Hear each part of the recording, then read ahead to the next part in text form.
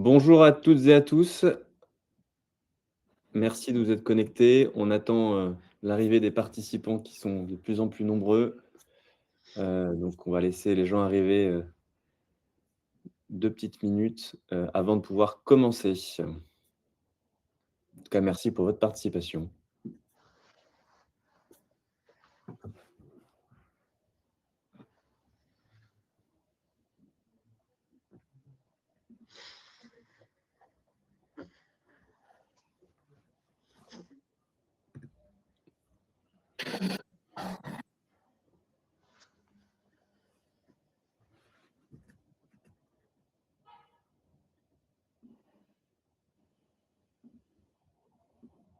Bonjour Victoire.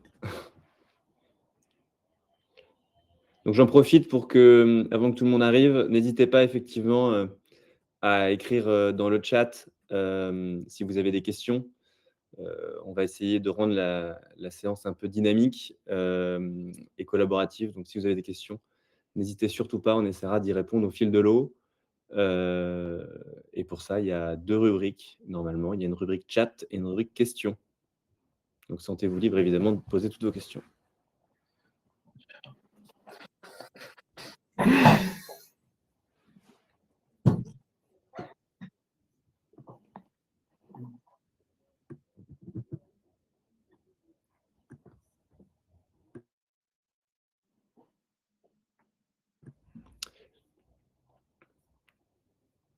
Donc nous sommes, plus de 120, plus de 110 participants. Donc merci à toutes et tous, pour, votre inscription et votre participation à ce webinaire du jour. Qui a pour objectif de parler d'un sujet qui nous préoccupe tous, en cette année 2026, qui est la réforme sur la facturation électronique. Ce webinaire est co-organisé entre Trésor 2 par Pictet Capital et BPI France. Donc on est ravis de vous accueillir aujourd'hui. On a également la participation des Chantiers de l'Atlantique, qui va pouvoir nous partager son retour d'expérience. Donc, côté BPI France, je vais laisser Cédric Gély se présenter et vous exprimer un petit peu sa position et la position de BPI France sur le sujet. Merci Sylvain. Bonjour à tous. Donc Cédric Gély, effectivement, je suis le directeur de la digitalisation du financement de BPI France. En quelques mots, hein, c'est un gros enjeu aussi pour nous d'accélérer notre digitalisation et l'ensemble de nos services auprès de nos clients. Et effectivement, on a souhaité co-organiser ce webinaire pour vous avec Trésor 2. Pour mettre en avant cette réforme. Elle est vraiment maintenant toute proche, hein. C'est septembre 26, donc ça vient très, très vite. Et là, la posture, en tout cas, le positionnement de BPI France sur ce sujet, c'est dans notre rôle de conseil et d'accompagnement des entreprises françaises. Cette réforme, on en a, on va dire, de plus en plus entendu parler depuis un an ou deux. On considère côté BPI France que c'est une opportunité pour les entreprises françaises, malgré tout ce que ça peut entraîner comme changement, mais c'est une réelle opportunité en termes de transformation et de digitalisation, avec pour nous beaucoup de valeur à terme, une fois qu'on aura fait cette bascule, en sachant qu'on est très bien placé pour vous en parler, puisqu'on est concerné comme vous par cette réforme.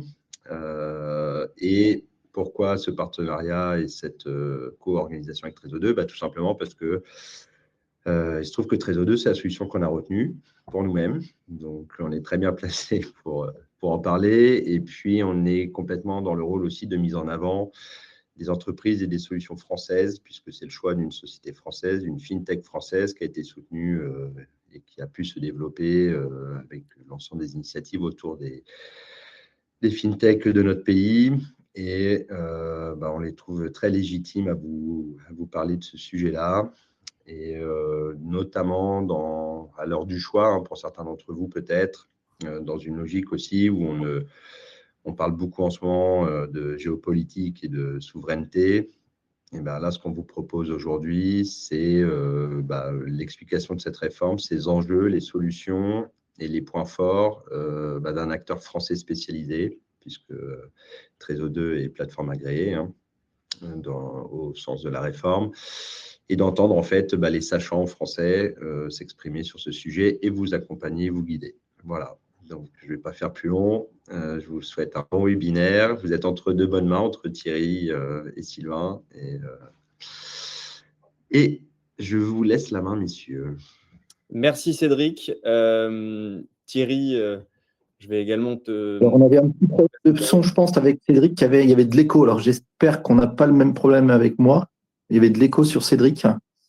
Donc, moi, je suis responsable comptable des chantiers de l'Atlantique depuis 20 ans et en charge de la mise en place, entre guillemets, pendant mon temps libre, de la facturation électronique, parce que c'est quelque chose qui se rajoute aux tâches habituelles, mais c'est quelque chose qu'on prend, parce que sur le fond, c'est plutôt quelque chose de positif, même si ça suscite pas mal d'inquiétudes, mais je suis plutôt optimiste sur la mise en place de cette réforme à terme.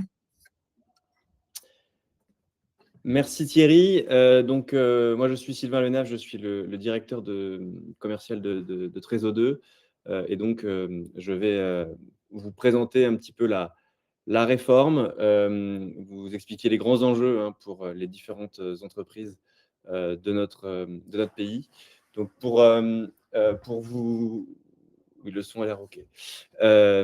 Juste pour vous faire un petit rappel global de cette réforme sur la facturation électronique. Donc, c'est une réforme française qui a été votée dans les différentes lois de finances depuis 2020, qui découle d'une réforme européenne. Et donc, c'est la transposition dans le droit français de directives européennes relatives à la facturation électronique. Les principaux enjeux pour l'administration, c'est déjà de lutter contre la fraude à la TVA. Donc, fraude à la TVA qui représente, en fonction, on va dire, de différentes évaluations, entre 15 et 20 milliards d'euros par an de fraude pour l'administration fiscale. Donc, c'est autant d'argent qui ne sont pas dans les caisses de l'État, il y a de la fraude.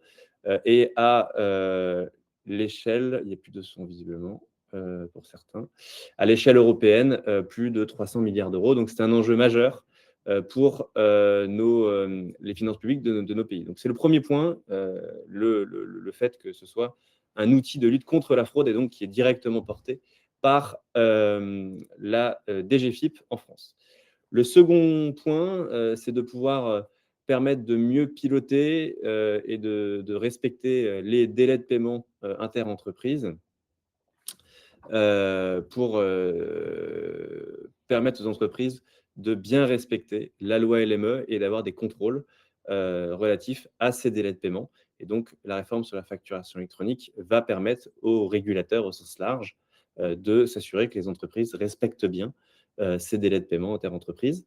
Et le dernier point, qui est un levier de connaissance du tissu économique français, pour permettre au pouvoir politique et au pouvoir public de piloter des politiques de soutien à certains pans d'activité avec une meilleure connaissance en temps réel des échanges économiques, des différents secteurs, des différentes régions, et donc de permettre d'apporter, on va dire, des soutiens ciblés à l'économie lorsque l'économie en a besoin.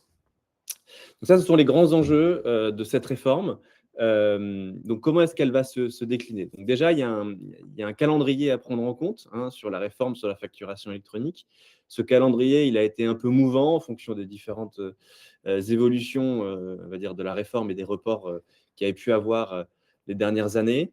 On entend parfois que la réforme, elle est en deux temps, que d'abord, ce sont les grandes entreprises, puis après les petites. Alors, c'est vrai et faux à la fois, parce que toutes les entreprises, à partir du 1er septembre 2026, vont devoir savoir recevoir une facture électronique. Donc, ça, c'est extrêmement important. C'est extrêmement important parce que toutes les entreprises, quelle que soit leur taille, travaillent forcément avec des ETI ou des grands comptes et donc vont recevoir des factures de la part de leurs fournisseurs qu'elles vont devoir savoir traiter et gérer dans un format électronique. Pour les grandes entreprises et les ETI, il y a une obligation au 1er septembre 2026 de réception et d'émission de factures électroniques. Donc, ce qui veut dire que pour une certaine catégorie d'entreprises, le changement se fait en une fois entre les flux de facturation client et les flux de facturation fournisseur, alors que pour les TPE et les PME, il y aura 2 cliquets, à savoir gérer 1er septembre 2026 en réception et 1er septembre 2027 en réception et émission pour les TPE et les PME. Donc, avant Oula.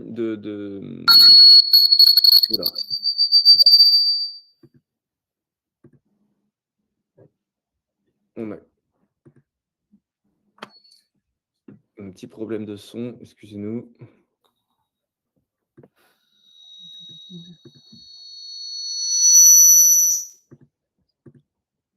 On a...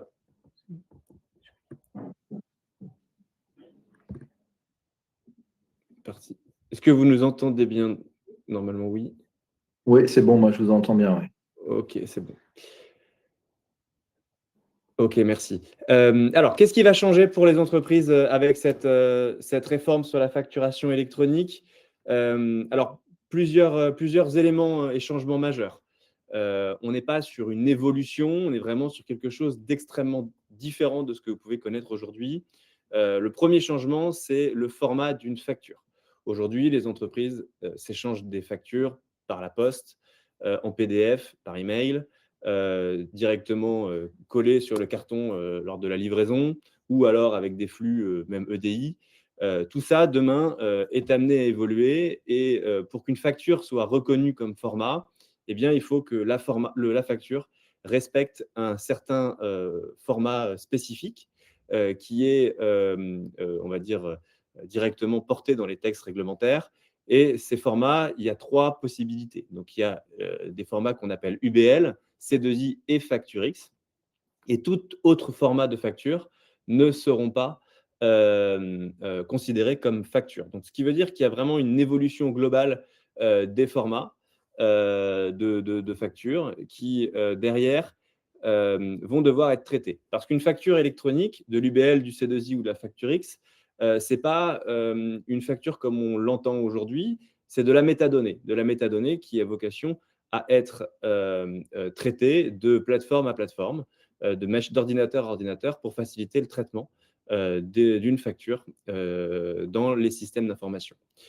Donc ça, c'est vraiment vrai pour l'UBL et le C2I. Le FactureX a la particularité d'être un format hybride qui encapsule de la métadonnée dans un lisible PDF qui pourra être plus facilement, on va dire, traité et compréhensible par un être humain sans qu'il y ait une transformation par l'intermédiaire d'une plateforme. Donc ça, c'est le premier changement qui est un changement de format. Donc, fini le PDF, fini le papier, fini les autres typologies de formats que vous pouvez aujourd'hui.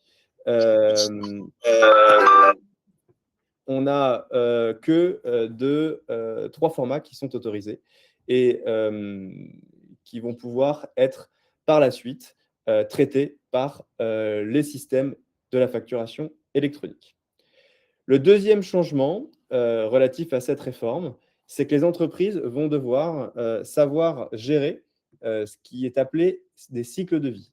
Donc, qu'est-ce qu'un cycle de vie? Un cycle de vie, c'est l'étape de traitement opérationnel d'une facture dans le cycle opérationnel de l'entreprise. Et pour ça, il y a des statuts qui ont été qualifiés comme obligatoires et des statuts qui sont recommandés par l'administration fiscale et que vous allez savoir gérer par l'intermédiaire de l'outil de facturation électronique que vous allez choisir. Donc, ce qui est important à avoir en tête, c'est que l'utilisation des statuts va avoir un impact opérationnel en fonction de l'appropriation des différents statuts recommandés. Eh bien, ces statuts vont permettre de faciliter, on va dire, la relation commerciale entre un acheteur et son fournisseur, notamment dans la gestion des litiges, dans la gestion de ses paiements, dans la gestion directement de ses lettrages également lors des encaissements. Donc, ça va avoir un impact opérationnel et ce qui présuppose que pour pouvoir savoir gérer ces cycles de vie, eh bien, qu'il y ait une mise en place au sein des organisations d'outils permettant de générer des workflows de validation sur les factures pour pouvoir derrière les traiter. Donc, premier changement, pour rappel, modification du format d'échange de factures, donc UBL, C2I ou FactorX. Deuxième changement, l'obligation de savoir gérer des cycles de vie relatifs à la facture. Et troisième évolution, c'est qu'une facture ne peut passer que par une plateforme agréée. Donc, le rôle central de la plateforme agréée, c'est que tous les flux, quels qu'ils soient, pour qu'elles puissent être, on va dire, traités dans un format électronique à partir du 1er septembre 2026, doivent passer par une plateforme qu'on appelle une plateforme agréée, donc qui porte un agrément de l'administration fiscale, qui va être interopéré avec les autres plateformes agréées de vos clients et de vos fournisseurs pour pouvoir émettre les flux de facturation entre les différentes organisations. Ce qui est important également à avoir en tête, c'est que toute entreprise va pouvoir avoir accès à l'annuaire central mis en place par l'administration pour pouvoir savoir émettre ces factures à la bonne plateforme agréée. Donc, l'annuaire des entreprises qui est porté par l'administration est en gros un grand répertoire qui permet à toutes les entreprises de déclarer comment est-ce qu'elles souhaitent recevoir leurs factures dans un monde électronique. Donc, quelle est la plateforme agréée qui a été choisie pour répondre à cette obligation réglementaire, mais également, quelles sont les différentes règles qui ont été choisies par l'entreprise pour recevoir ces factures. Et l'administration fiscale a décrit plusieurs possibilités pour pouvoir recevoir des factures, soit à des mailles de sirène, code routage. Il y a plusieurs possibilités, je ne vais pas rentrer dans le détail aujourd'hui, mais pour pouvoir avoir, on va dire, une gestion des flux qui soit personnalisée en fonction des différentes entreprises. Donc, vous avez dû entendre plusieurs termes, le terme de e-invoicing, le terme de e-reporting. Donc, juste pour clarifier un petit peu le sujet, le e-invoicing, c'est ni plus ni moins la facture que s'échangent deux entreprises françaises dans un format UBL, FactorX ou C2I. Le e-reporting, c'est tous les autres flux qui vont également devoir être reportés par l'intermédiaire de votre plateforme agréée auprès de l'administration fiscale. Quand j'entends les autres flux, c'est typiquement des facturations émises auprès de clients étrangers, des achats faits auprès de fournisseurs étrangers, mais également potentiellement des transactions B2C qui doivent être reportées à l'administration fiscale. Et donc, l'administration fiscale aura une vision à terme globale de l'intégralité des flux d'échange, que ce soit B2C, B2G, français ou international, par l'intermédiaire des plateformes agréées qui vont directement faire le reporting réglementaire. Donc, vous voyez le rôle central des plateformes agréées. Vous voyez également le rôle et l'imbrication métier de la plateforme agréée avec les processus opérationnels de l'entreprise, parce qu'aujourd'hui, une plateforme agréée doit pouvoir être interconnectée et interfacée avec les logiciels de gestion, les ERP, les systèmes comptables d'une organisation, tant sur les flux entrants que sur les flux sortants, tant sur la partie validation avec des workflows pour pouvoir déclarer les cycles de vie. Et donc, il est important d'avoir une plateforme qui puisse bien s'interfacer et s'interopérer avec votre système existant. Donc, les fonctionnalités d'une plateforme agréée, on va dire qu'il y a deux types de fonctionnalités. Il y a les fonctionnalités qui sont obligatoires, qui sont nécessaires à une plateforme pour pouvoir être, on va dire, agréée par l'administration fiscale. Et puis, il y a les fonctionnalités qui sont à valeur ajoutée, qui viennent autour des objets factures et qui permettent d'optimiser le traitement opérationnel d'une facture dans un nouveau monde qui est le monde d'une facture électronique. Donc, en termes de fonctionnalités obligatoires, évidemment, une plateforme agréée a l'obligation de savoir émettre et recevoir des factures électroniques, quel que soit le format, parce que vous, en tant qu'entreprise acheteuse, vous n'allez pas avoir le choix du format que vous allez recevoir par l'intermédiaire de votre fournisseur. Si votre fournisseur a souhaité émettre sa facture au format C2I et un autre au format FactorX, vous allez, par l'intermédiaire de votre plateforme, devoir recevoir et savoir traiter ces différentes factures sur votre plateforme. Donc, la plateforme agréée a l'obligation de savoir recevoir toutes les typologies de factures pour vous permettre opérationnellement de les traiter.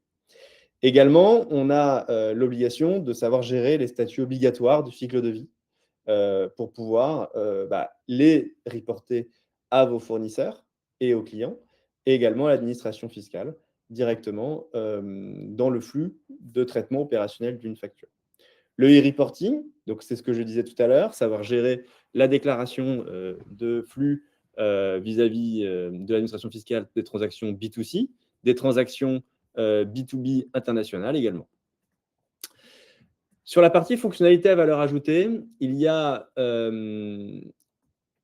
pas mal de fonctionnalités qui viennent, on va dire, améliorer le traitement au quotidien sur les factures, que ce soit entrant ou sortant.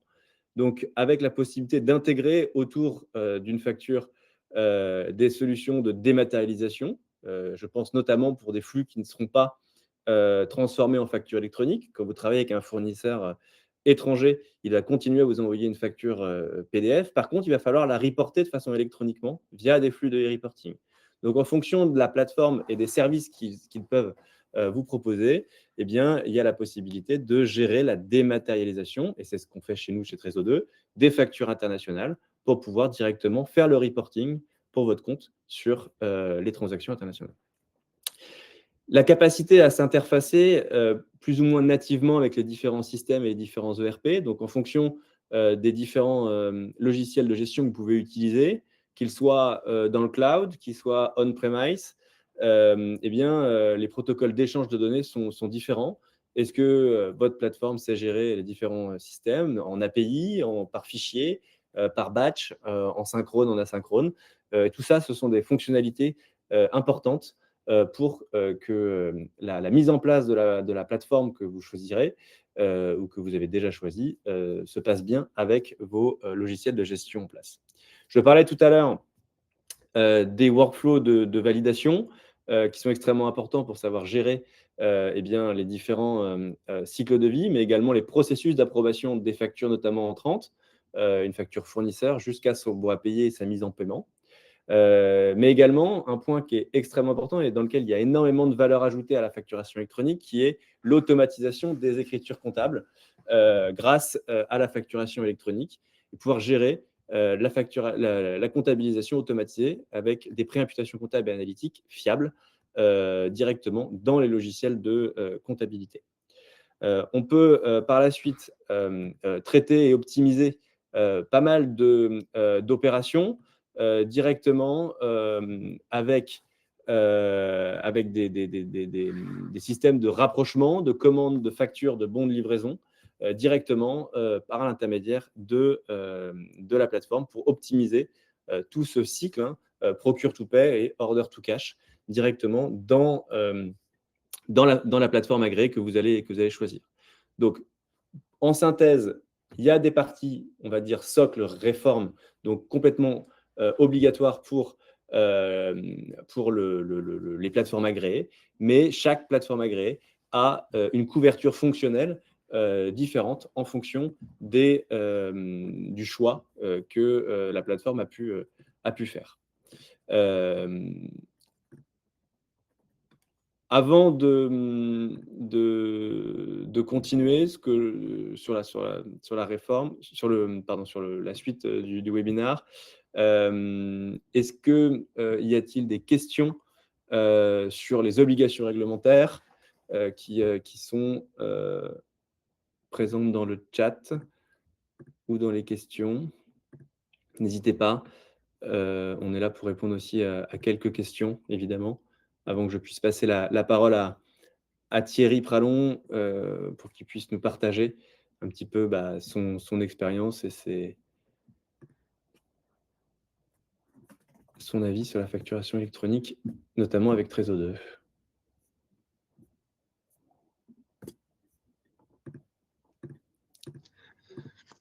Ouais, Sylvain, tu as des questions sur le... Non, pas dans le chat. Il y a une question effectivement, quid des micro-entreprises et des auto-entrepreneurs? À partir du moment où on est assujetti à la TVA, cette réforme s'applique. Donc, il y a une obligation de trouver une plateforme réceptrice pour le 1er septembre 2026, quelle que soit la taille ou le statut d'entreprise. C'est vraiment l'assujettissement à la TVA qui fait foi. Il y a une question des seuils. Donc, des seuils, je suppose, c'est sur les seuils ETI, PME, TPE, grands comptes. Donc, ce qui est important à avoir en tête, c'est que ce n'est pas des seuils qui sont basés sur un groupe, mais bien chaque société doit respecter le seuil. Donc, si vous êtes un groupe qualifié d'ETI parce que vous faites plus de 50 millions d'euros de chiffre d'affaires, mais qu'aucune des sociétés au sein du groupe est qualifiée d'ETI, eh bien, c'est chaque société qui a son calendrier de réforme en fonction de sa taille et de sa catégorisation propre. Y a-t-il d'autres questions? Faut-il un cabinet pour la plateforme? Alors, faut-il obligatoirement passer par un cabinet pour la plateforme? Eh bien non. Aujourd'hui, en fonction de est-ce que vous faites votre comptabilité en interne ou est-ce que la comptabilité est externalisée? Évidemment, quand la comptabilité elle est externalisée, le rôle de l'expert comptable est très important. Donc, il faut que la plateforme que vous allez choisir soit, on va dire, acceptable par votre cabinet comptable pour qu'il puisse gérer les opérations à partir de cette plateforme. Mais il n'y a aucune obligation, on va dire, de choisir telle ou telle plateforme. Chaque entreprise est libre de choisir son propre outil.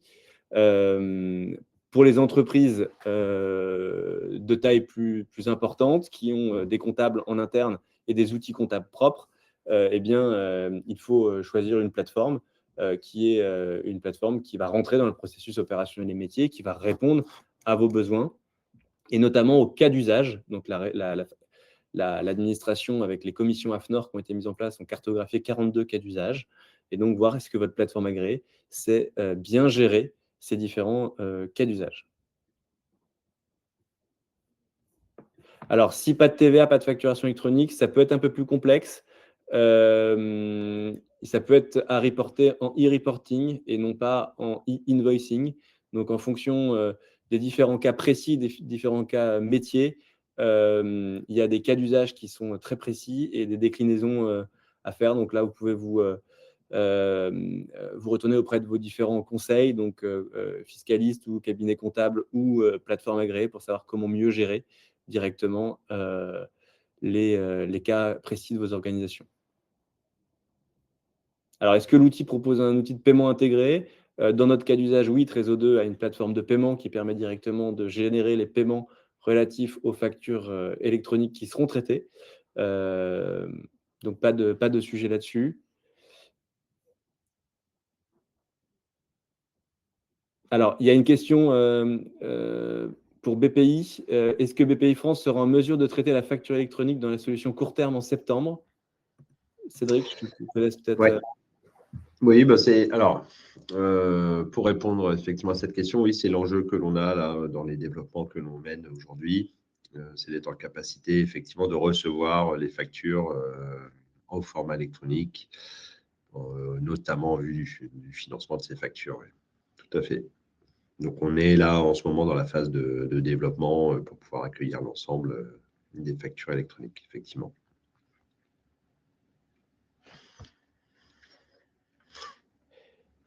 Il y a beaucoup de questions, donc ce que je vous propose, c'est qu'on ne va pas pouvoir malheureusement répondre à toutes les questions. On essaye peut-être, si vous pouvez, je ne sais pas, voter. Je ne sais pas s'il y a un système de vote sur les meilleures questions pour qu'on puisse y répondre. Ce que je vous propose, c'est de continuer donc, le déroulé du jour. Pour avoir, on va dire, le retour d'expérience des chantiers de l'Atlantique et notamment de Thierry Pralon qui nous fait le plaisir d'être avec nous aujourd'hui. Peut-être, Thierry, est-ce que tu peux nous faire une petite explication de l'historique, on va dire, de la démarche chez les chantiers? Depuis quand est-ce que vous y réfléchissez? Quelles ont été les grandes étapes en amont même de commencer à choisir une plateforme? Quelles ont été la démarche que tu as mise en place, toi, chez les chantiers, pour répondre aux obligations de cette réforme sur la facturation électronique? Je vais essayer de faire court, mais ça peut être facile. Alors, ça fait beaucoup de temps qu'on travaille dessus, même si on n'est pas forcément très, très avancé encore aujourd'hui. Pourquoi ? Parce que la réforme a pas mal évolué. Hein. Au début, il y avait une plateforme. Au début, il n'y avait pas d'obligation de passer par un prestataire agréé comme aujourd'hui. Il y avait une possibilité de passer directement sur, je crois que c'était la PPF à l'époque, la plateforme de l'État. Mais il y a quelques mois, il y a eu des modifications au niveau de l'État. Et en fait, alors, je ne suis pas un bon commercial. Hein, je m'excuse pour Sylvain qui est le commercial, mais au début, BPI, Trésor 2 et Piteas n'était pas notre premier choix parce qu'on a un ERP en fait. On a un bel ERP qui s'appelle SAP, qui est un bel ERP allemand, qui est hyper structuré, qui est hyper carré, qui n'était pas dans un premier temps prestataire agréé, qui n'était pas PDP dans un premier temps, mais dans un deuxième temps, ils sont devenus PDP et on s'est dit, le plus simple, c'est d'aller tout faire dans notre PDP. On a un bon système SAP, on va essayer de tout faire dans SAP. Donc, on a commencé il y a un an à travailler avec SAP, des consultants informatiques pour essayer de tout mettre au niveau de la facturation électronique dans notre système ERP. Et là, ça a été très compliqué parce que déjà, ça coûtait très, très cher en termes de coûts. Il fallait faire beaucoup d'évolutions dans notre système ERP. C'est un truc très, très carré et on ne fait pas des modifications facilement. Et on s'est très vite rendu compte qu'avec une loi qui continuait à évoluer, là, j'ai entendu qu'il y avait 42 cas d'usage. Alors moi, j'étais resté à 36. Donc, il y a des cas d'usage qui évoluent en permanence. Donc, on est encore sur une législation qui évolue en permanence. Quand on a eu le consultant SAP qui est venu nous voir pour faire les cas d'usage et pour parler des différentes problématiques qu'on avait, on s'est retrouvé avec beaucoup de questions. Nous, on attendait plutôt des réponses et on a eu beaucoup de questions.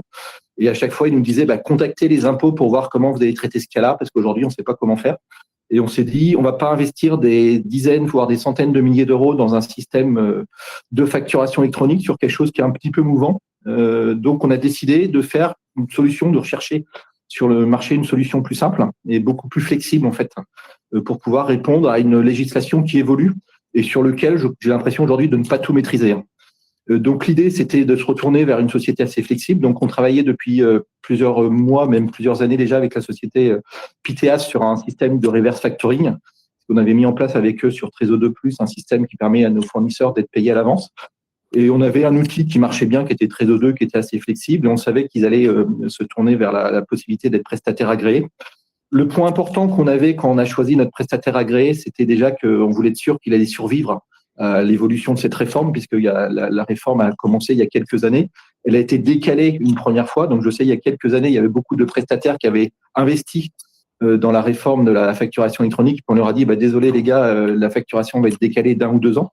Donc, on voulait être sûr que la société avec laquelle on allait signer, ce que nous on a signé l'année dernière, elle allait continuer dans le temps. Et comme Piteas est comme actionnaire de banques, Arkea et puis BPI, on était plutôt rassurés sur la viabilité de la société et on sait qu'ils investissent beaucoup au niveau des outils informatiques dans la société. Donc, on s'est tourné vers une société qui pouvait nous donner une solution flexible pour pouvoir répondre à la facturation électronique. Alors, point important, je trouve ça très bien, la facturation électronique. Je pense que c'est une bonne chose. Dans l'avenir, quand ça marchera bien, je pense que ce sera quelque chose de vraiment très, très bien. Et je repense quand on parle de facturation électronique, je repense à la mise en place du prélèvement à la source qui a eu lieu en 2019, que j'ai vécu de l'intérieur, qui avant la mise en place était assez stressante. Tout le monde parlait de fiasco, que ça allait pas marcher, qu'en France on n'y arriverait jamais. Et puis finalement, ça a été mis en place en 2019. Et puis depuis, plus personne ne parle de la prélèvement à la source. C'est quelque chose qui est rentré dans les usages et qui marche même très bien. Donc on est un peu dans le même cas que la mise en place du prélèvement à la source, complexe avant, beaucoup d'inquiétudes. Et puis finalement, le jour où il faut y aller, il faut un petit peu complexe au départ, mais dans un deuxième temps, ça va beaucoup mieux. Donc là, la facturation électronique, je pense que ça va être bien. Aujourd'hui, ça me paraît encore assez complexe, donc on travaille un petit peu pour essayer d'y voir clair. Mais surtout, ce qu'on a souhaité mettre en place avec Piteas, donc on ne met pas en place aujourd'hui tous les outils dans notre ERP parce que notre ERP n'a pas du tout de flexibilité. Donc aujourd'hui, on a mis en place un outil avec Piteas qui est on va prendre nos données dans l'ERP, on va les mettre en gros dans un fichier Excel et on se laisse la possibilité de modifier les informations dans un fichier Excel avant de les envoyer à Piteas. Donc, tous les jours, dans la solution qu'on a actuellement, mon ERP SAP va envoyer des informations dans un fichier Excel. On va compléter les informations qui sont manquantes dans mon ERP ou celles qui ne sont pas bonnes. Parce qu'il y a tellement de cas d'usage qu'aujourd'hui, je n'arrive pas à configurer mon ERP sur tous les cas d'usage. Et puis, il y a des cas d'usage où j'ai 10 factures et je n'ai pas envie de faire un cas d'usage spécifique pour 10 factures et de configurer mon ERP pour 10 factures.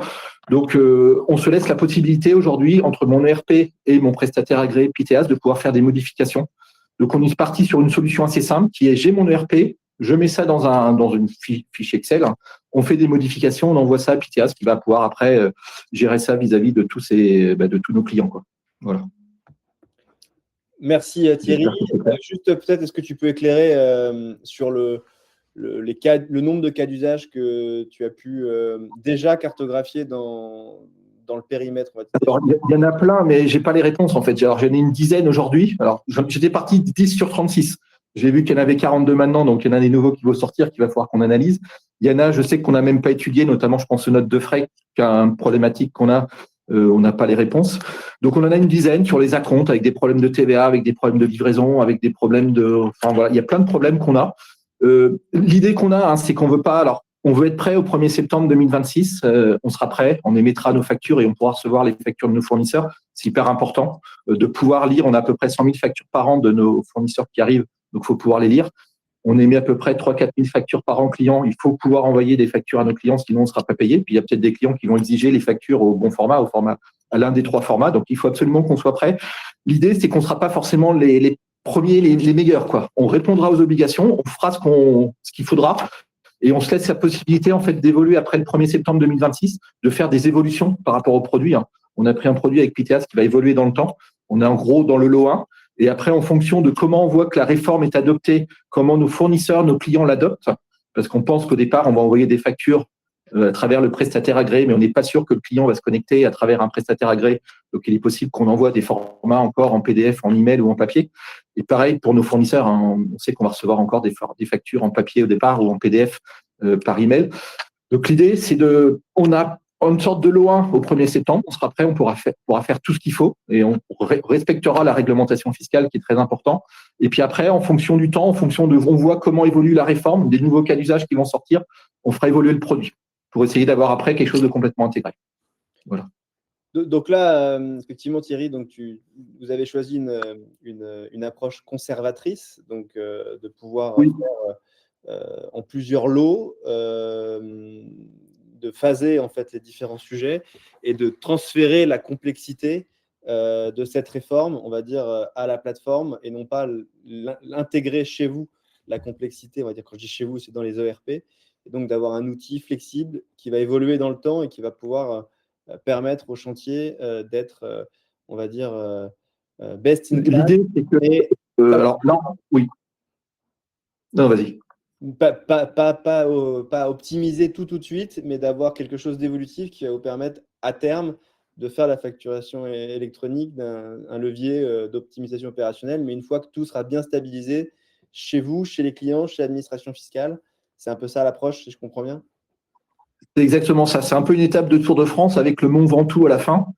Pour le moment, on est dans les premiers, on va dire, on est dans les 30-40 premiers kilomètres sur une étape de 200 km. On est dans le peloton. On est dans la course, on est dans le peloton. On ne fait pas une échappée. On n'a pas envie d'être les premiers, les meilleurs, parce qu'on sait que la réglementation risque d'évoluer. Moi, j'ai toujours un petit doute sur est-ce qu'au 1er septembre, il n'y a pas des modifications qui vont avoir lieu. Par exemple, sur les reporting, l'e-factoring, on va sûrement y aller, mais est-ce qu'il n'y aura pas des adaptations qui vont avoir lieu pour simplifier? Aujourd'hui, vu le délai qui reste, on n'a pas le temps de modifier des ERP de manière complexe. Aujourd'hui, il faut trouver une solution pragmatique pour pouvoir répondre aux obligations, mais aussi à un coût limité. Moi, quand j'ai été voir mon chef pour lui dire si je fais du SAP, ça coûte plusieurs centaines de milliers d'euros. Mon chef, qui est un directeur financier, il m'a dit « Mais il est où ton ROI ? Tu as 3000 factures clients par an. Un truc qui coûte 300 000 euros, tu ne vas pas dépenser 300 000 euros pour faire une réglementation qui est aujourd'hui qui n'est pas stabilisée. » Donc, on voulait une approche économique, on voulait une approche simple pour pouvoir évoluer dans le temps. Parce que si on avait démarré il y a 2 ans avec SAP, on aurait fait des choses qui aujourd'hui ne sont plus valables. Parce que peut-être qu'on serait parti avec directement, pas un prestataire agréé ou un PDP comme ça s'appelait à l'époque, mais en allant directement sur la plateforme de l'État. Et ça, c'est quelque chose qui a disparu dans le temps. Donc, on sent qu'aujourd'hui, la réforme n'est pas stabilisée. Donc, dépenser des milliers d'euros pour configurer un SAP qui est assez complexe à configurer, dont je n'ai pas la main. Je sais que je vais me retrouver le 1er septembre avec des cas d'usage que je n'ai pas vus, que je n'ai pas compris, ou sur lesquels il va y avoir des adaptations. Et dès que je demande une modification à mon ERP, à l'informatique, j'en ai pour 3 mois. Et après, il y a aussi un coût qui est très, très coûteux. Donc, moi, je veux garder la main de manière flexible pour pouvoir faire ce que je peux dans mon fichier Excel que je vous enverrai tous les jours. Et puis après, une fois on n'est pas mature, en fait. Aujourd'hui, on a un problème de maturité. On le voit à travers les questions. Et moi, je sens, j'y ai passé beaucoup de temps, et je sens que je ne suis pas prêt. Je n'ai pas encore assez de recul par rapport à cette réforme. Donc, je veux démarrer tout doucement. Je veux mûrir. Je pense qu'à partir du 1er septembre, on va rentrer un petit peu dans la bataille. On va vraiment comprendre les cas d'usage. Et puis, on voit bien, enfin, j'échange avec beaucoup de directeurs financiers, de responsables comptables autour de moi. Ils sont aussi perdus que moi. Je sais que je suis perdu, mais quand je me vois, je me fais peur. Et puis, quand je vois mes collègues, je me rassure, quelque part. Mais voilà, je sens qu'aujourd'hui, personne ne maîtrise bien cette réforme, même au niveau de l'État. On ne sent pas forcément qu'il y ait une grosse maîtrise. Donc, on veut démarrer doucement pour être prêt au 1er septembre et pour pouvoir évoluer dans le temps avec un peu de recul. Mais l'idée, c'est quand même d'être prêt au 1er septembre. Voilà. Sachant qu'il ne reste pas longtemps, parce que déjà, j'ai jamais compris pourquoi on faisait une réforme au 1er septembre au retour de vacances. Sachant que tous les Français sont en vacances au mois d'août. Donc, il faut être prêt quasiment au 15 juillet. Quoi. Il y a une question, Thierry, qui revient souvent lors des différents échanges qu'on peut avoir avec les entreprises, c'est vos clients vont devoir recevoir le e-invoicing de toute façon au 1er septembre. Oui. Pourquoi est-ce Alors, que mes clients français, ouais. vous prévoyez une solution potentiellement de contournement chez les chantiers? Est-ce que c'est parce que vous faites le pari que demain, si vos clients français, n'ont pas choisi de plateforme au 1er septembre, vous voulez pouvoir continuer à facturer? Déjà, dans nos clients, il y a ceux qui seront soumis à la réforme et ceux qui ne seront pas soumis, puisque, alors, normalement, la réponse que tu dois me faire, tous mes clients français doivent pouvoir accepter les factures au nouveau format, aux 3 formats que tu as cités tout à l'heure. Oui. Mais je sais qu'il y a des petits clients qui n'ont pas une grosse organisation comptable. Je vois à travers des questions, j'ai encore des fournisseurs qui m'appellent en me disant quel prestataire agréé tu as choisi, qu'est-ce que tu nous conseilles comme solution. Et honnêtement, aujourd'hui, il reste très très peu de temps pour travailler sur ce sujet qui est quand même complexe. Et donc, je sais qu'au 1er septembre, j'aurai des clients qui ne seront pas prêts et des fournisseurs aussi qui ne seront pas prêts. Donc, effectivement, on se réserve la possibilité d'envoyer des factures en format papier ou en format PDF après le 1er septembre 2026 pour être payé, quoi. Enfin, nous, ce qu'on veut, c'est que les clients reçoivent notre facture. Donc, s'ils les reçoivent au format par le prestataire agréé, tant mieux. Mais s'ils ne le reçoivent pas, on se fera un plaisir de lui envoyer en papier ou en PDF. Et je sais qu'il y a des fournisseurs qui normalement doivent être dans cette réforme, mais qui ne seront pas prêts. Et on continuera à recevoir des factures en format PDF, ne serait-ce de toute façon pour les étrangers, pour les sociétés qui sont en dessous du seuil du milliard, qui continueront à nous envoyer des factures. Donc, on va être, dans un premier temps, on sait que ça va être complexe, on va être dans un monde où il y aura un peu les deux, quoi. Ça va mettre un peu de temps pour arriver à une solution 100% facturation électronique. Et on s'y prépare. Mais on s'y prépare aussi vis-à-vis de nos clients, effectivement. Il faut être vraiment très flexible par rapport à ça, faut pas être trop rigide. Et notre ERP SAP est beaucoup trop rigide pour ça. Il n'apporte pas la flexibilité. Je crois qu'on a l'obligation d'envoyer nos factures tous les jours à la plateforme agréée pour que ça rentre dans le système. Aujourd'hui, quand on fait une modification dans un ERP, ça se compte en semaines quasiment.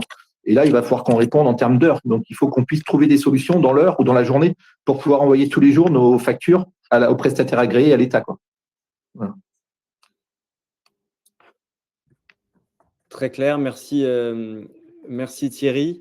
Vis-à-vis de il y a beaucoup de questions sur la TVA et sur les obligations, on va dire, de déclaration. Donc, juste un petit point sur ce sujet-là. Il n'y a pas de changement, on va dire, au 1er septembre 2026 par rapport à ce que vous avez à faire aujourd'hui en termes de déclaration. Donc, la réforme et le rôle des plateformes agréées ne se substituent pas, en tout cas aujourd'hui, à vos déclarations de TVA que vous pouvez faire aujourd'hui. C'est vraiment 2 flux différents. Donc, l'administration fiscale va comparer ce qu'elle reçoit de la part des plateformes agréées versus le déclaratif fait par l'entreprise. L'objectif, évidemment, de cette réforme, c'est de faire un petit peu comme Thierry l'a parfaitement dit en propos introductif, du pré-remplissage de déclaration, comme on l'a pu le voir sur l'impôt sur le revenu, mais ce sera à faire, on va dire, par la suite.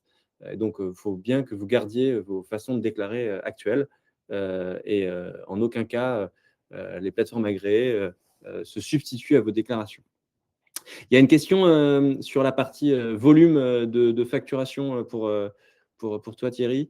Quel est le volume de factures que tu as à peu près à gérer Alors, il y a deux côtés. Il y a le côté réception des factures fournisseurs. Donc là, on a 100 000 factures fournisseurs, mais c'est pas la partie qui m'inquiète le plus parce que recevoir des factures des fournisseurs, je sais que on va pouvoir les lire, on va les recevoir aux différents formats, on va pouvoir les intégrer dans le système. Donc là, on en a 100 000.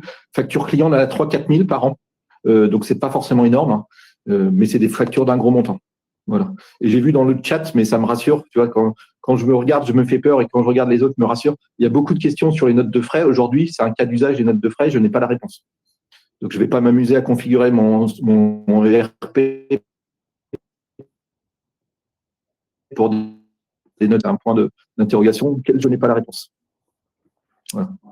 Très clair. Merci Thierry. Peut-être parler un petit peu des grandes étapes de la mise en place d'un projet facturation électronique pour les entreprises. Alors évidemment, hein, plus l'entreprise est complexe, avec des systèmes d'information complexes, des processus lourds, des processus différents d'une société à une autre, plus le projet de mise en place d'un tel projet de mise en conformité peut être long et complexe. Rappeler un petit peu les grands milestones, hein, d'un projet. Donc, nous dire aussi un petit peu dans quelle phase tu es aujourd'hui, Thierry, avec les équipes de Trésor 2 par Piteas, et quels sont on va dire le cheminement pour arriver jusqu'à la mise en conformité. Alors, c'est un long cheminement, oui et non. Bon, ça va assez vite. Globalement, c'est pas très, très complexe, hein. Le premier cheminement, c'est déjà faire le ménage dans sa base fournisseur et dans sa base client, parce que vous allez vous rendre compte quand vous allez analyser votre base fournisseur client qu'il y a des sirènes, des numéros de TVA qui ne sont pas forcément à jour. Et ben ça va poser problème quand il va falloir communiquer avec l'État à travers la prestation agréée si les numéros de sirène de TVA ne sont pas à jour des clients et des fournisseurs. Donc, on a déjà fait un gros ménage de mise à jour de nos bases de données clients et fournisseurs. Donc ça, c'était un petit peu la première étape. Là, on est dans la phase plutôt de traitement des cas d'usage, hein, pour voir un petit peu quels sont les cas d'usage qu'on a et comment on va les traiter. Donc ça avance pas mal, hein. On est sur les 42 cas d'usage, donc on n'est pas concerné par les 42 cas d'usage. Il y a encore quelques cas d'usage où on n'a malheureusement pas encore la solution qui est très très claire. Donc on se réserve la possibilité de prendre un peu de temps. Nous, ce qu'on attend avec impatience, mais avec un peu d'inquiétude, c'est de pouvoir jouer vraiment avec l'outil. Alors là, c'est pas forcément chez Piteas, c'est de pouvoir travailler avec d'autres prestataires agréés, parce que là, ce que je comprends moi dans le calendrier, qui est plutôt le calendrier officiel, c'est que la mise en production ne pourra intervenir que mi-juin, puisque en fait, il faut travailler avec d'autres prestataires agréés. J'ai une société à côté, on a une société industrielle qui a déjà mis en place la facturation électronique, mais on ne peut pas échanger avec eux parce qu'aujourd'hui, l'annuaire de l'État ne permet pas d'échanger encore des factures. Donc nous, on est impatients. La partie là, jusqu'à la partie du mois d'avril, ça va bien se passer, on s'inquiète pas. C'est quand on va vraiment commencer à échanger avec les différentes autres plateformes agréées, enfin, quand Piteas va commencer à échanger et qu'on va avoir les premiers retours, que là, on a quelques inquiétudes. Parce que pour le moment, cette intercompatibilité des différents prestataires agréés, qu'est-ce qu'on va envoyer à notre client, qu'est-ce qu'il va recevoir, tout ça, c'est pas très très clair. Et l'État, j'ai l'impression, n'est pas très très prêt encore. Voilà. Justement, sur ce point, Thierry, il y a un pilote, hein, effectivement, qui est prévu par la DGFiP en amont de la mise en place de la réforme, dans lequel les plateformes agréées ont la possibilité de sélectionner tout ou partie de leurs clients pour faire partie de ce pilote. Donc en fonction de la complexité du projet, de plusieurs on va dire, choses, vous aurez en tant que client la possibilité de faire de la facturation électronique avant l'obligation réforme. On est impatient, on est impatient de jouer avec, quoi. Exactement. Parce qu'on est conscient qu'en fait, on va réaliser les problématiques vraiment quand on sera dedans, quoi. C'est vraiment quand on va commencer à échanger, qu'on va avoir des retours des clients, des fournisseurs, qu'on va se rendre compte qu'il y a des choses qu'on n'a pas bien compris, qui n'étaient pas claires ou qu'on est passé à côté, quoi. Et qu'il va falloir s'adapter, quoi. Il va falloir être très, très flexible à partir de septembre 2026. Tout à fait. Merci Thierry. Peut-être, je vais repasser maintenant, parce que le temps tourne. C'est un sujet passionnant, mais on doit tenir le timing. À Cédric, pour nous faire un petit peu de prospective, on va dire, sur ce que la facturation électronique va pouvoir apporter demain. Votre vision, vous, chez BPI, qui accompagnez tous les écosystèmes français, sur cette vision de la facturation électronique, ce qu'elle peut apporter demain en termes de bénéfices. Oui. Bon, après, attention, hein, on est dans la même approche que Thierry. Hein, ça fait aussi écho à la question de tout à l'heure qui m'était adressée, c'est-à-dire que… Tu as un écho, Cédric, je ne sais pas si c'est… Ouais, là, malheureusement, je ne peux pas maîtriser. Donc oui, on va rentrer aussi à la vitesse de l'ensemble des entreprises françaises. On est conscient que… oui, on doit prévoir des solutions pour septembre 26 et on est en train de les développer, comme je le disais tout à l'heure. Maintenant, on va devoir vivre entre deux mondes pendant au moins 2 ans, je pense. Et clairement, il faudra qu'on trouve, tout comme Thierry le présentait pour son entreprise, on aura des systèmes qui devront à la fois pouvoir traiter, on va dire à l'ancienne, le traitement des factures et le financement concernant les activités bancaires de Bpifrance, pour déstabiliser le moins possible le financement de la trésorerie de nos entreprises. Et puis, au fur et à mesure que tout le monde progresse et que la réforme se stabilise, faire monter en puissance effectivement des solutions que l'on projette aujourd'hui, qui partent autour de cette réforme. Pourquoi ? Parce que cette réforme donne, à mon sens, beaucoup de fiabilisation autour des agents économiques déjà, entre un acheteur, son fournisseur et la banque qui doit financer et traiter les flux entre deux. Et ça, pour nous, c'est un gros changement. C'est-à-dire, pour le coup, c'est un effet de bascule. On promet beaucoup de digitalisation depuis des années. Et le fait d'avoir ce flux de données structuré et fiabilisé, ça ouvre beaucoup de perspectives après pour le financement des entreprises, et en tout cas l'optimisation de la gestion de la trésorerie. C'est-à-dire qu'on projette maintenant beaucoup d'automatisation pour rendre et conseiller les entreprises aussi dans la gestion de leur trésorerie et pouvoir rendre beaucoup plus fluide le financement. Souvent, ça nous est remonté que financer son poste client, voire fournisseur, c'est complexe pour les entreprises. Ce n'est pas toujours des solutions très souples.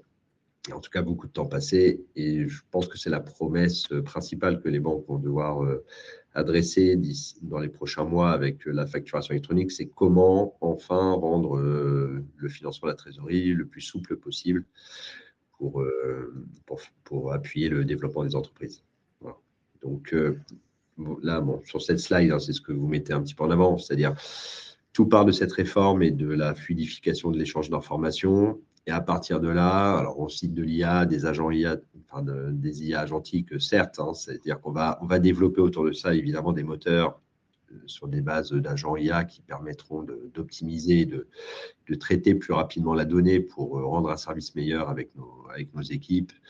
Mais ça, c'est que le départ. Et ensuite, ça vient effectivement drainer d'autres sujets. C'est-à-dire qu'à partir du moment où on s'échange des données aussi critiques, ça pose le sujet effectivement de la sécurité.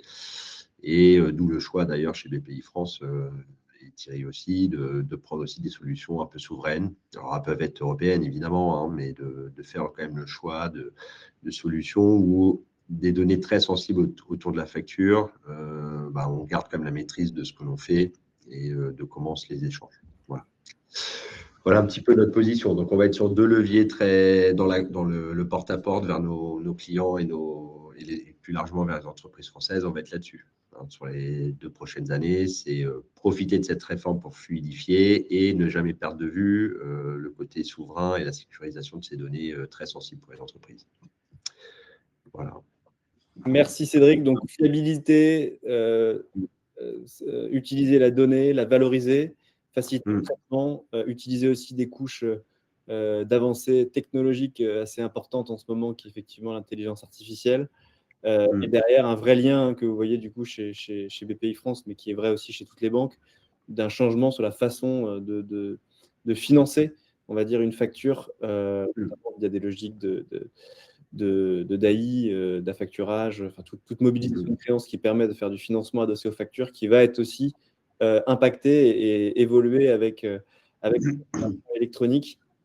Donc, gros changement et effectivement 2 piliers, un pilier données et un pilier optimisation des processus à l'avenir. Avec peut-être là, sur ce point-là, il y a 2 petits cas qu'on peut d'ailleurs comparer. Pour certains, vous avez peut-être déjà rencontré des solutions de reverse factoring. Finalement, c'est une mini facturation électronique. Vous avez une plateforme d'échange entre un acheteur et ses fournisseurs et des factures qui s'échangent par cette plateforme et la capacité à se financer. Bon. C'était une micro-facturation électronique avec ses propres limites.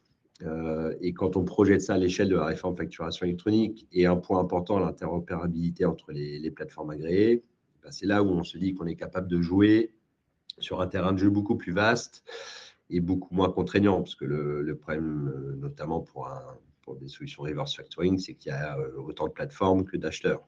Donc, ça peut être compliqué après pour les fournisseurs. Alors que là, l'interopérabilité entre les plateformes permettra de s'échanger ces données sans multiplier forcément des plateformes dans tous les sens à chaque fois qu'on veut se financer. Voilà. Donc, ça aussi, c'est un des avantages qu'on y voit dans la capacité à financer l'entreprise. Merci, merci Cédric. Le temps file. Donc, ce que je vous propose, c'est refaire une petite session de questions-réponses. Y a-t-il des plateformes qui sont gratuites sur le marché? La réponse, c'est que probablement oui. Alors après, rien n'est jamais vraiment gratuit. Quand c'est gratuit, c'est vous le produit, ou alors c'est packagé dans d'autres offres. Donc, moi, je serais très conservateur sur la gratuité du produit. En tout cas, chez nous, chez Trésor2, aujourd'hui, on n'a pas d'offre de gratuite pour assurer un bon service de qualité sur des sujets qui sont aussi, on va dire, stratégiques que la donnée de facturation. On peut, à mon sens, pas se permettre d'avoir quelque chose de complètement gratuit. Point important, on parlait de souveraineté de la donnée. Effectivement, on a, nous, chez Trésor2, fait le choix de travailler avec des solutions au maximum françaises et européennes. Donc, tout est hébergé en France chez des serveurs français, avec des hébergeurs de nationalité française et d'actionnariat français, tout simplement pour ne pas être, on va dire, sensible aux différentes lois américaines, notamment de Patriot Act et de Cloud Act.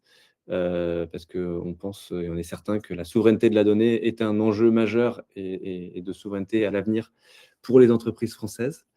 Donc ça, c'est un point important. Il y avait des questions également sur PayPal.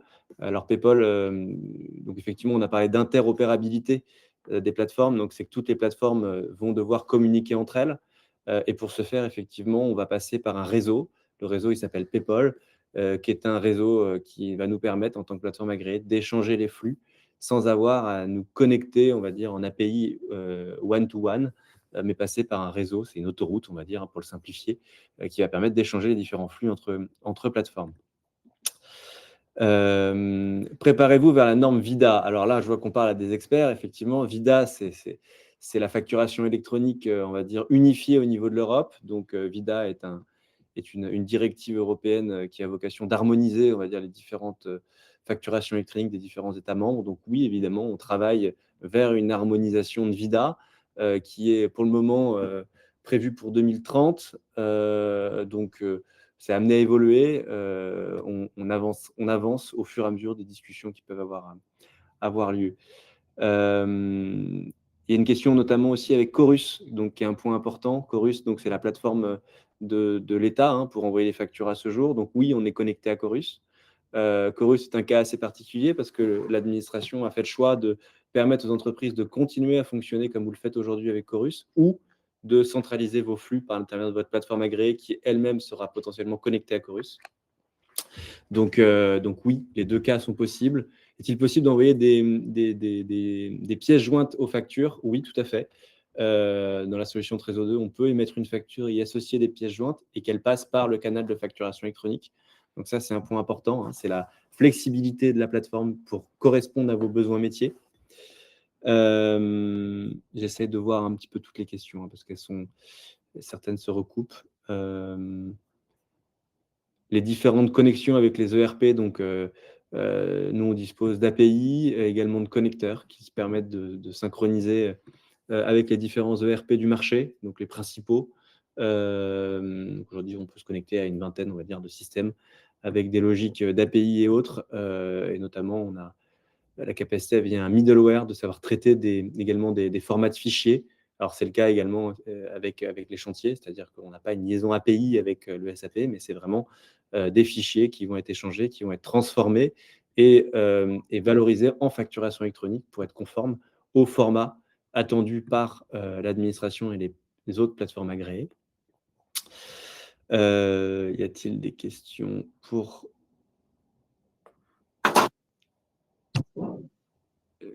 donc les dom-tom, on y avait répondu.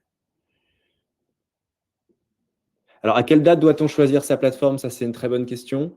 Vous devez être inscrit dans l'annuaire pour le 1er septembre 2026 si vous êtes sur l'obligation de réception. Donc, ça veut dire que le choix peut se faire si vous le souhaitez au dernier moment, mais il faut quand même prendre en compte la durée du projet et la durée d'implémentation de la plateforme que vous allez choisir avec votre propre système d'information. Donc, si vous n'avez pas besoin d'implémentation et que vous souhaitez utiliser une plateforme agréée comme une boîte mail de réception de factures, vous pouvez tout à fait souscrire au dernier moment. Par contre, dès que vous voulez avoir, on va dire, une approche plus intégrée dans vos systèmes d'information, eh bien, évidemment, ça prend plus de temps. Et donc, il faut prévoir à minima 3 mois pour faire un projet, on va dire, intégré, en ayant cartographié tous les flux, les cas d'usage, les processus métiers, et d'avoir une réponse qui va correspondre à vos besoins fonctionnels le jour de la mise en place de la réforme.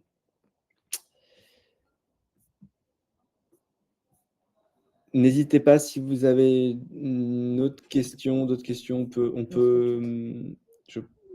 y a-t-il une flexibilité accordée aux entreprises n'ayant pas encore sous facturation électronique au 1er septembre? Alors aujourd'hui, les textes disent que vous devez être prêt. Donc la loi impose une capacité de réception au 1er septembre 2026. Est-ce que l'administration fiscale viendra contrôler toutes les entreprises de France et de Navarre au 1er septembre?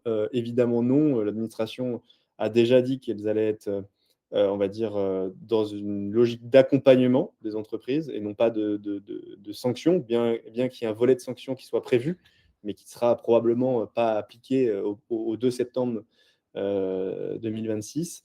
Donc, c'est vraiment un accompagnement qui est prévu avec aujourd'hui une date qui est couperet, qui est effectivement le 1er septembre 2026. Donc, il vous reste à peu près 200 jours pour travailler à votre mise en conformité.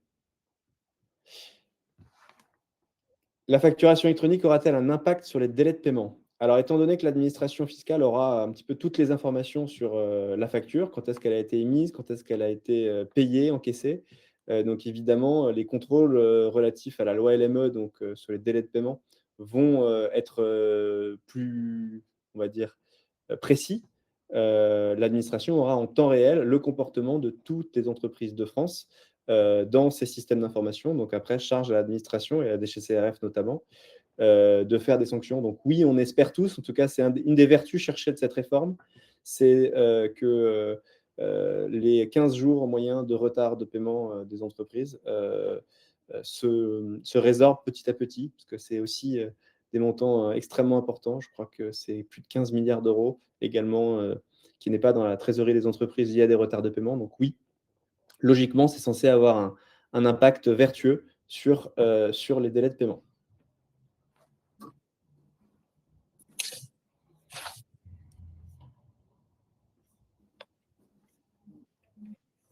On arrive à terme de ce webinaire. Un grand merci Thierry pour ta participation. Un grand merci également Cédric pour tes éclairages et d'expliquer la position de BPI France sur ce sujet qui concerne toutes les entreprises françaises pour 2026. On n'a pas pu malheureusement répondre à toutes vos questions parce qu'elles étaient nombreuses et vous étiez très nombreux aujourd'hui avec nous. Donc, on refera probablement d'autres webinaires pour parler de ces sujets et d'approfondir certains thèmes. Donc, un grand merci à tous pour aujourd'hui et n'hésitez pas, si vous souhaitez échanger, de contacter l'équipe de Trésorerie. On sera ravis d'explorer ce sujet avec vous. Merci beaucoup, très bonne journée et à bientôt et en avant vers la facturation électronique. Merci. Au revoir.